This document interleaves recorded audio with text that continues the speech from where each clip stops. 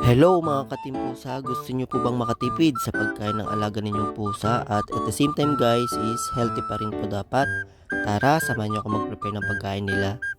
At ngayon guys, magpe-prepare tayo ngayon ng kalabasa and carrots po. And ito po yung gagamitin natin sa pagkain ng alaga nating pusa. Gagawin natin silang vegetarian. Charot.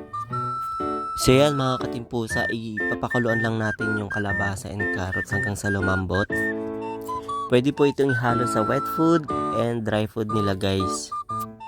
Alam nyo ba guys na may mga salt content or matataas yung salt content ng mga dry food and wet food na binibili natin.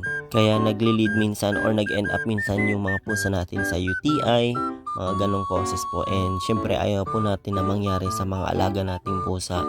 And ito po yung mga isa sa paraan para ma-prevent po natin yung mga ganong situation. And syempre guys, dapat hindi po nawawalan ng tubig yung mga pusa natin or mga fur babies natin.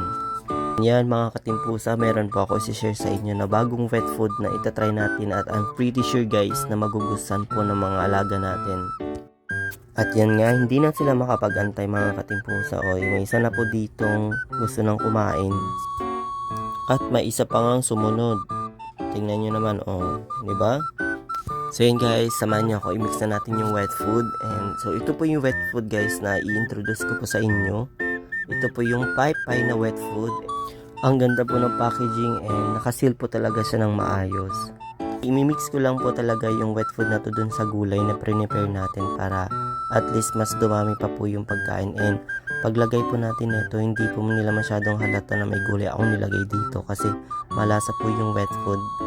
For as low as 38 pesos guys, meron na kayong 90 grams per pack neto. Check nyo lang guys yung yellow basket yan sa baba. Maraming salamat po!